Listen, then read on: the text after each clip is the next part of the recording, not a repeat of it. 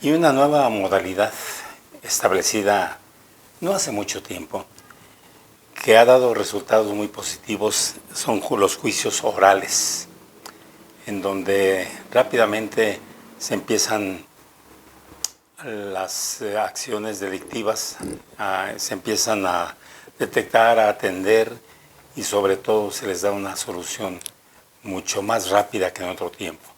Vamos a hablar justamente de los juicios orales y para eso hemos invitado en esta ocasión al licenciado Jesús Alejandro Sosa Maya. Él es juez de oralidad penal. Quédense con nosotros, estreno de entrevistas hoy miércoles aquí en Zona Michoacán. Y bueno, a propósito, toda la discusión del tema de la reforma electoral que ya se aprobó en las comisiones en la Cámara de Diputados, es importante conocer el trabajo que actualmente realizan las y los jueces, magistradas, ministros en esto, en la toma de decisiones, cuando tienen pues un asunto importante. Ellos tienen una carrera judicial, han pasado por muchísimas áreas para llegar a esta toma de decisiones, a poder juzgar con todos los elementos y conocedores de la ley a una persona. Es por eso que debemos estar siempre bien atentos y conocer a fondo el trabajo actual que se realiza en el Poder Judicial. Empezamos.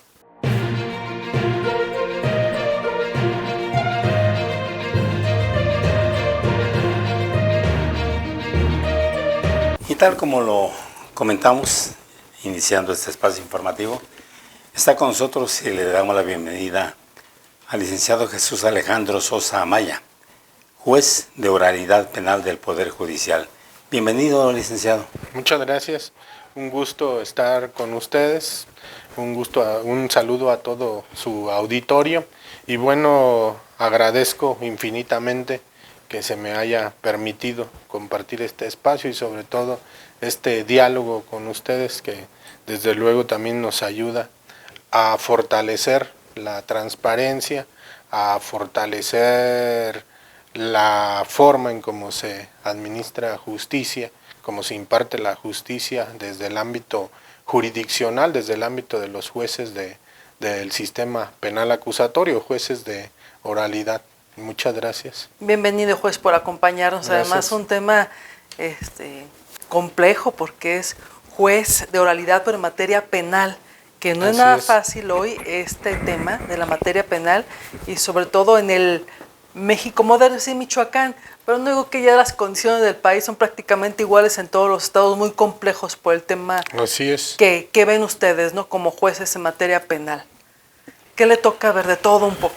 Los jueces de oralidad tenemos jurisdicción en todo el estado de Michoacán, somos jueces itinerantes, ese es el nombre correcto.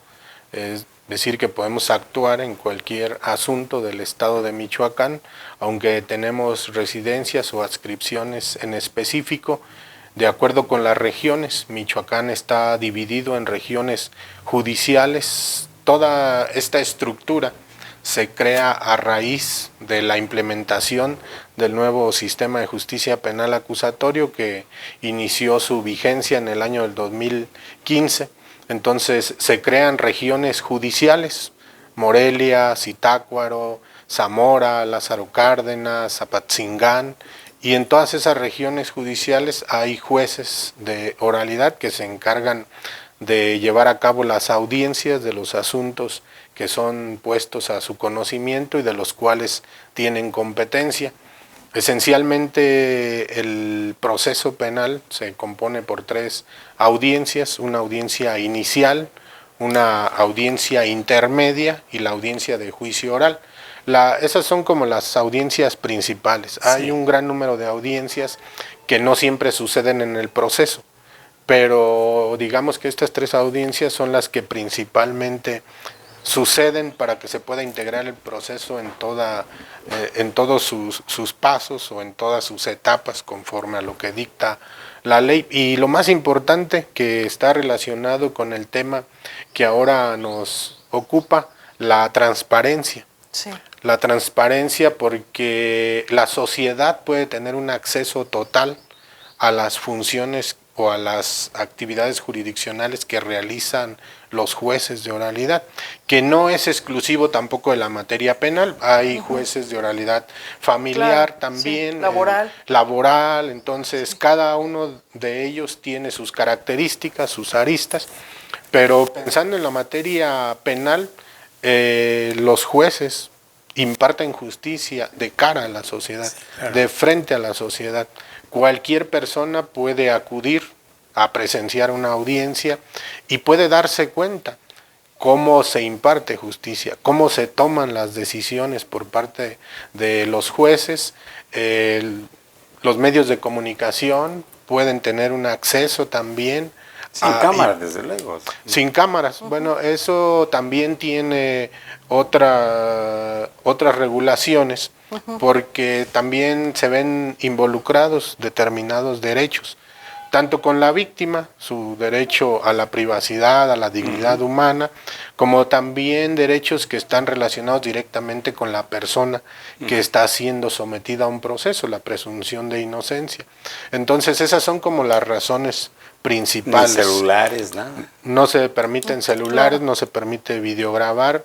Pero sí estar presentes. Sí pueden estar presentes. Anotar si se puede. Pueden anotar, pueden observar, pueden ver de frente cómo deciden los jueces, cómo argumentan las partes, cómo se dirigen al juez, cómo el juez toma las decisiones de los asuntos o de las problemáticas o de los puntos en concreto que son puestos a su consideración.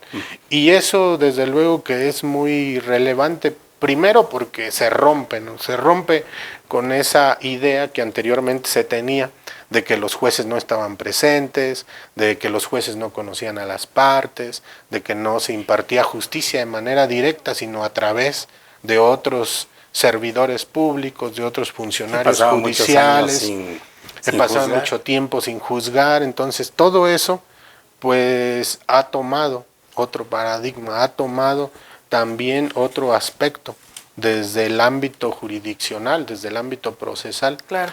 Y ahora pues la sociedad puede acudir directamente, puede presenciar las audiencias, puede directamente escuchar por qué un juez decide en determinada forma, cuáles son las pruebas que tomó en cuenta, cuáles son las que no tomó en cuenta, por qué sí las toma en cuenta, por qué no las toma en cuenta, cómo influyen en su decisión.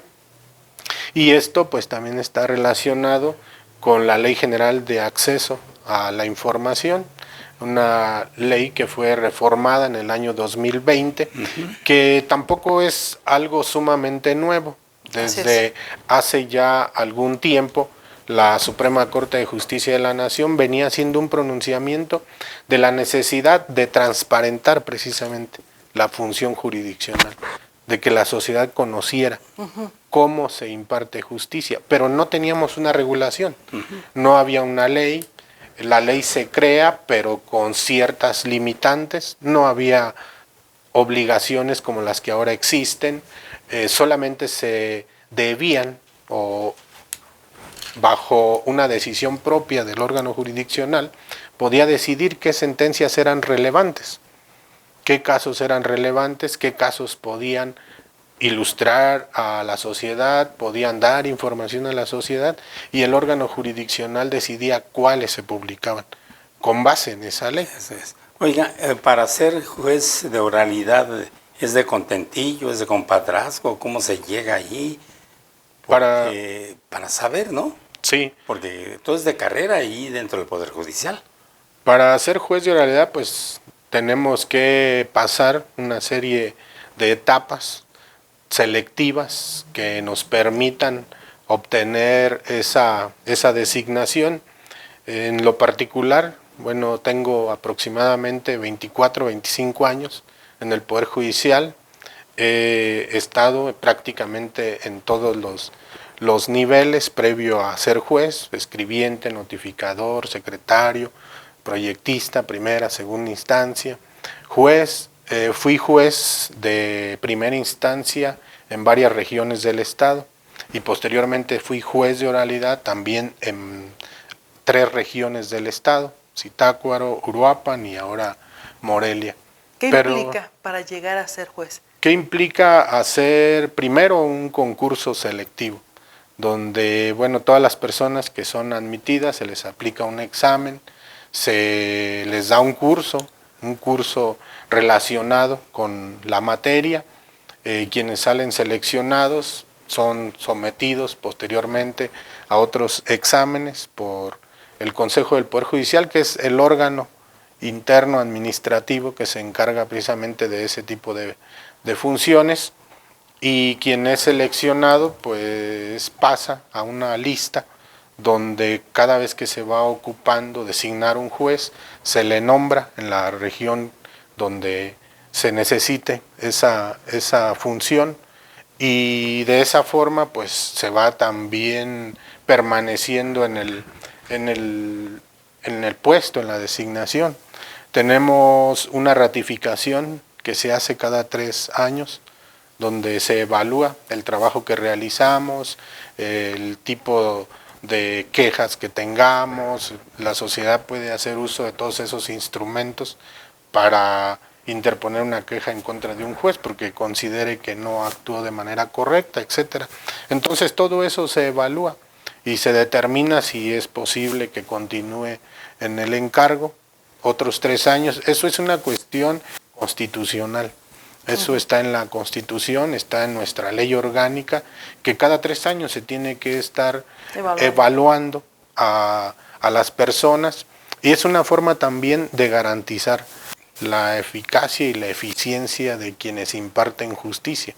No es nada más de decir es juez y ya es juez para toda la vida, sino hay que estarlo evaluando. Claro. Hay que estarlo continuamente verificando cómo es su desempeño para poder determinar si puede continuar en el cargo.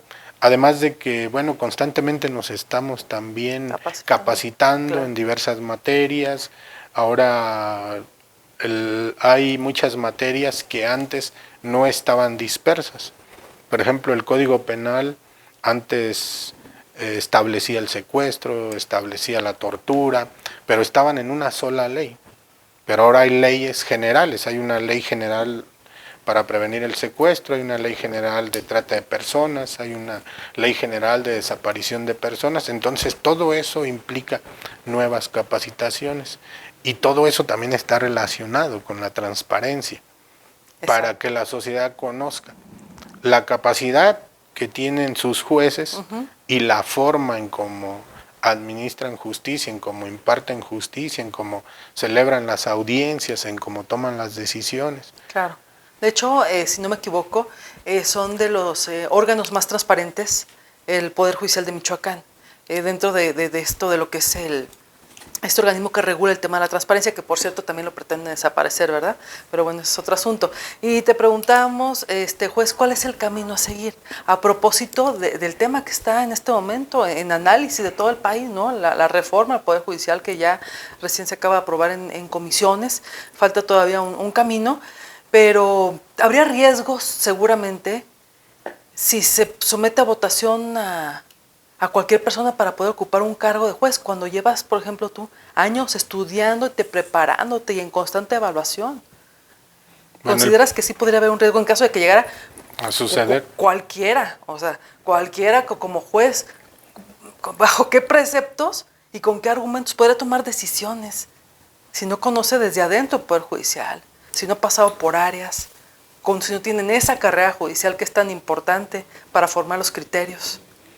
Partiendo de lo que hasta ahora conocemos, porque la reforma aún no está totalmente aprobada, pero tomando en cuenta los puntos que la conforman y como bien lo dice, pues ya se aprobó en comisiones, y todo eso lleva también un proceso legislativo, ¿no? En el que pueden suceder muchas cosas, y que además seguramente pues se va a trasladar a los estados. Así incluso hemos escuchado ya algunos pronunciamientos, ¿no? De algunas instituciones o de algunas personas que están inmersos en ese tipo de procesos, de que se puede trasladar a los estados.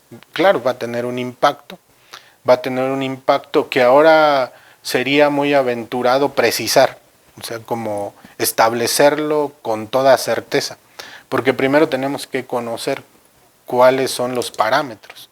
los parámetros aprobados, cuando ya Se esté aterriza a los estados. aterrizado a los estados, cuando ya sea norma constitucional, pero atendiendo a la forma en cómo pudieran elegirse los jueces, que es el papel que desempeño, pues sí podría tener ciertas implicaciones.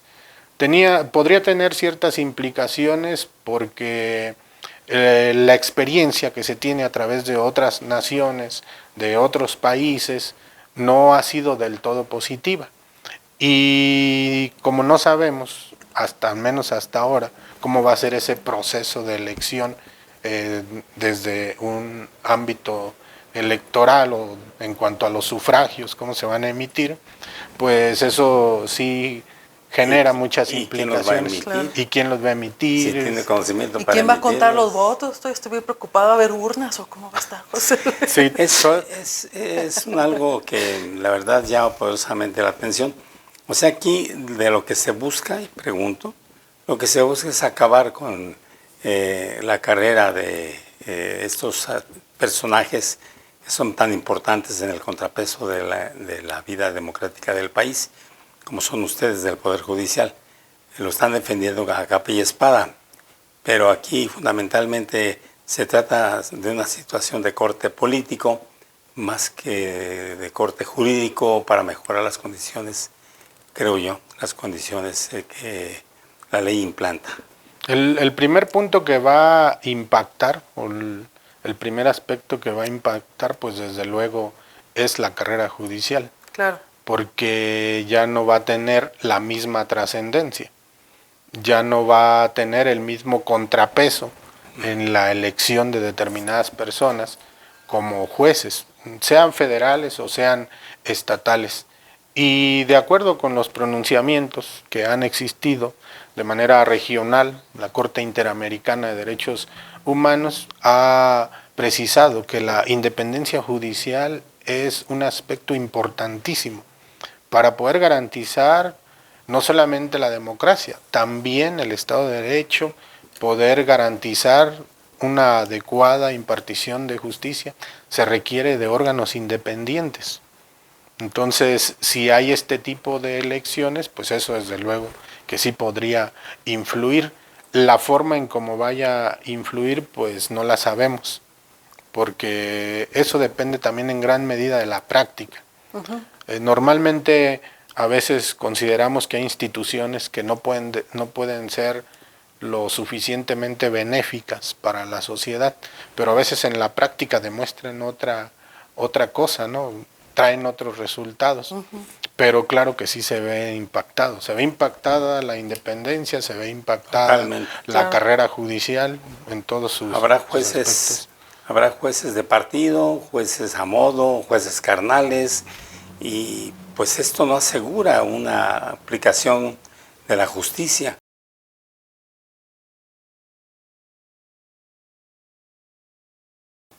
No como ahora la tenemos, porque no hay duda.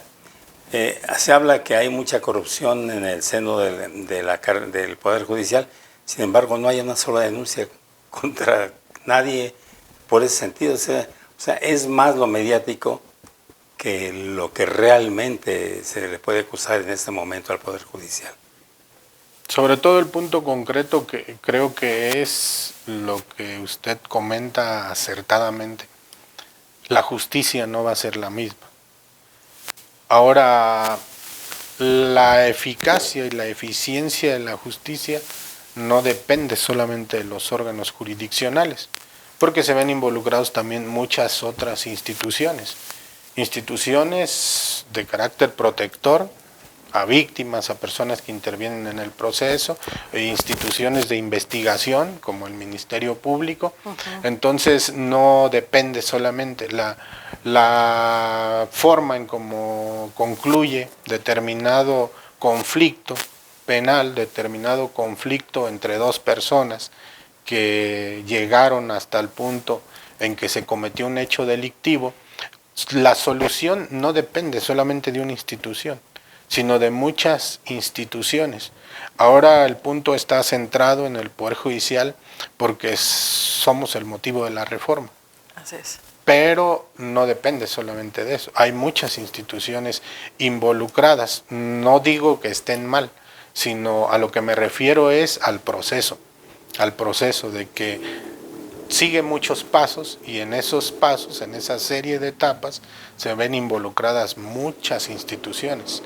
Algunas instituciones incluso generan actos muy positivos para todas las personas que permiten solucionar el conflicto, como puede ser los centros estatales de justicia alternativa o los centros de mediación de determinadas instituciones que ayudan a la sociedad a conseguir justicia de una manera más pronta y más amigable. Amistosa. Más amistosa, exactamente. Entonces, por eso no es solamente que dependa de los jueces, depende de muchas instituciones. Claro, la última decisión pues llega al ámbito jurisdiccional, es donde se decide de manera definitiva, un juez pronuncia sentencia de manera definitiva y con eso resuelve por completo el conflicto, decide totalmente la situación jurídica. En el caso de la materia penal, pues decide, hay o no hay un delito. Si hay un delito, pues hay que sancionarlo con los parámetros que la ley establece. Exacto. Y ahora con este tema de la oralidad en los juicios, sobre todo en materia penal, ¿vino a desahogar el cúmulo de sentencias que estaban atoradas? Vino a cambiar la forma en cómo se administra, cómo se imparte la justicia hacia la sociedad. En cuanto al desahogo que haya podido existir de los asuntos, hay que tomar también en consideración que los asuntos que estaban en trámite no pasan al nuevo sistema.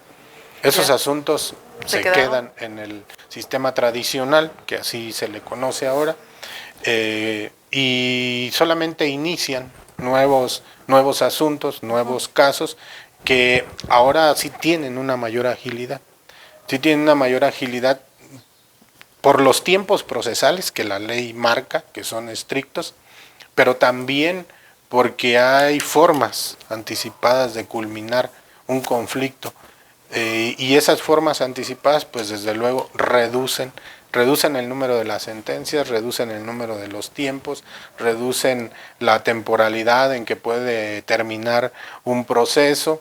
El juicio se lleva en audiencias que son programadas de manera continua, no un día sobre otro y otro y otro, pero sí de manera continua hasta culminarlos.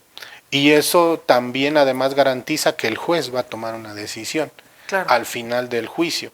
En el sistema anterior terminaba el proceso y la misma ley marcaba un tiempo para que el juez emitiera una decisión. Ahora no, ahora hay que tomar la decisión en ese mismo momento.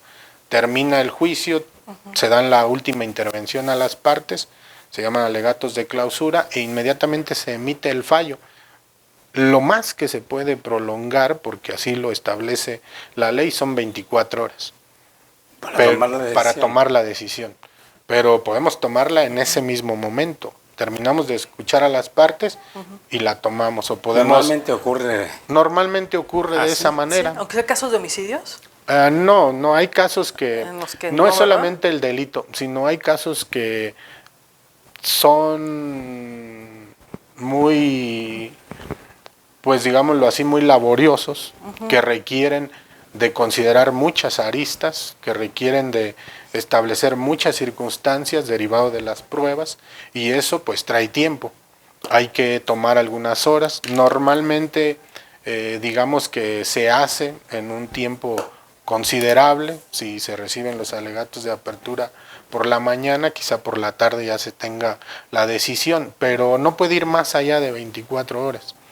El caso que sea, el tipo que sea, de las características que sea. ¿Sí? Por eso el juez conoce de manera directa la información. El juez está viendo lo que está sucediendo en el juicio. El juez conoce de manera directa la prueba. El juez está advirtiendo lo que está pasando en el juicio. está escuchando a las partes y con toda esa información después la valora con las reglas que la ley establece, claro, y toma una decisión, pero esa decisión no puede ir más allá de 24 horas. Y si se equivoca el juez, ¿qué pueden hacer las personas? Si hay otras instancias a quien recurrir, claro, o si a lo mejor la sentencia no es del agrado, no, a alguna persona le va a afectar, ¿no? Sí. ¿Qué es lo que sigue después?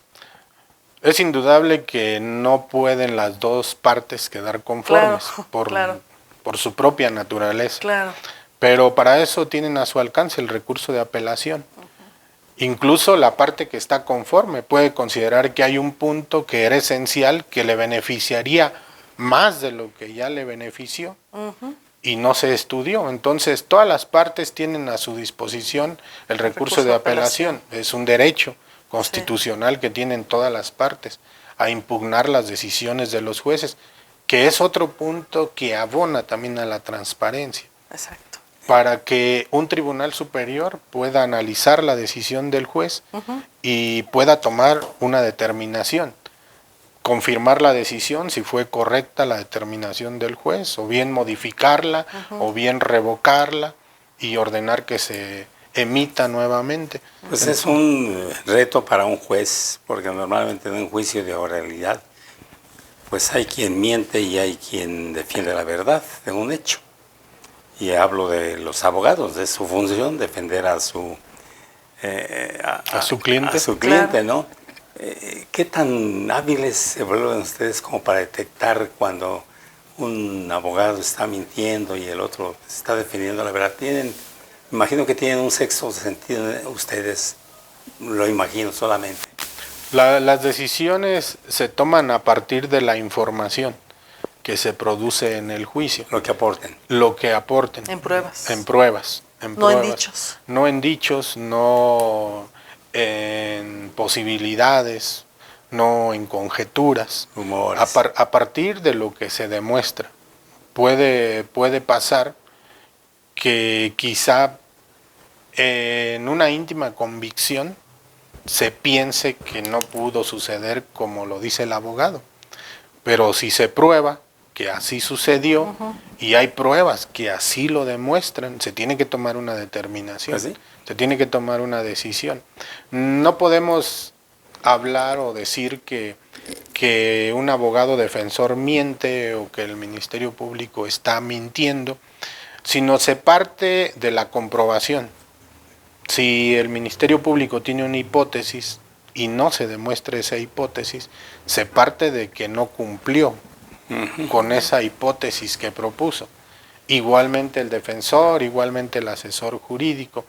Creo que no sería correcto que se hablara de que mintieron, porque finalmente se parte de la información que se produce, de lo que objetivamente se prueba en el juicio. Claro. ¿Es peligroso ser juez penal en México? Una pregunta muy interesante. Sí hay circunstancias que pueden colocar en peligro a un juez de oralidad, sobre todo ahora que se imparte justicia de esta manera. De manera directa, de manera de cara. Directa, de cara, no solamente de cara a la sociedad, de cara a los mismos procesados. Claro. Pero pues hasta ahora no hay ninguna situación lamentable. No digo que no pudiera existir. Estamos a lo mejor frente a personas que a veces no quieren entender la decisión que se toma. Pero pues sí implica cierto peligro que de cualquier manera es parte de la misma función. Cada materia tiene sus características. Claro. Entonces, pero situaciones incómodas, situaciones de peligro pueden suceder en todas las materias, no es exclusivamente que pueda sucederle a los jueces penales. Pues ahora está promoviendo López Obrador en la reforma que haya jueces ocultos sin rostro para defender, pues me imagino, del narcotráfico, de este tipo de cosas o este tipo de peligros. ¿Qué opina usted? Es una estrategia y una figura que se adopta del sistema italiano, que más que nada su función es esa, proteger la identidad de las personas. Eso no quiere decir que no sepamos quién es el juez. Es una forma de proteger su identidad frente a grupos que pudieran tomar acciones para hacerle daño o para evitar que tome una decisión. Pero también aquí hay que diferenciar que el estado de Michoacán pues no tiene ese tipo de asuntos. Los asuntos concernientes a la delincuencia organizada son del ámbito federal, claro. son del ámbito federal. Tampoco no implicaría que pudiera estar en peligro un juez estatal. Pero creo que todas esas cuestiones muy peculiares, que son de otro ámbito, que son cierto grupo de personas diferentes a los que normalmente se enjuicia en procesos del orden estatal, influye significativamente. Pero esta figura, pues más que nada, está destinada a eso. Fue creada en su momento en Italia para proteger a los jueces, a los juzgadores, de posibles represalias, de posibles atentados, de posibles actos de violencia que les hicieran daño frente a su función, ¿Sí? derivado de su función. Pero ¿cómo elegir a esos jueces si no tienen rostro? O en una, ¿O me quién los los va a imagino elegir? luego en una sala de oralidad con su capucha, ¿no? Porque para que no los vean, o violando el tema de la transparencia. Además, bueno, ¿no? esa cuestión ¿Sí? tendríamos que tener como más concreto la forma en cómo se van a elegir, porque, repito, no es que nunca sepamos quién es el juez. Exacto. Sí, pues sí se va a saber y sí se puede saber, Claro. pero se les protege en la audiencia, frente a quienes tienen la calidad de procesados. Claro que una cuestión es la función jurisdiccional, la forma en cómo llevan a cabo las audiencias, en cómo se presentan a las audiencias, en cómo intervienen en las audiencias, y otra muy diferente es cómo se les elige. Son cuestiones Sí. totalmente diferentes. ¿A ustedes les llegan finalmente los asuntos que no han podido ponerse de acuerdo las partes en forma amistosa? Si se logra ahí resolver el tema, pues ahí queda. ¿Sí? Pero si no pasa a ustedes, ¿verdad? No necesariamente, porque hay procesos que sí son mediables, que sí pueden solucionarse a través de la mediación, a través de una salida alterna, pero las partes no lo consideran. Y por eso el Ministerio Público pues lleva el caso ante el órgano jurisdiccional. Pero también hay otros asuntos que no permiten ese tipo de soluciones, que necesariamente tienen que resolverse Sí. a través de otras estrategias. Se puede hacer uso del procedimiento abreviado, que es una forma también de concluir el proceso, o se puede hacer a través del juicio. No todos los procesos son susceptibles de solucionarse a través de salidas alternas, ¿Cuáles no? como por ejemplo homicidio, por ejemplo Ya. secuestro, trata de personas, desaparición de personas, todos esos delitos que también la propia doctrina los considera como de alto impacto. No es posible solucionarlo a través de esos mecanismos, Sí, claro. que además debemos de precisar que son mecanismos de carácter voluntario.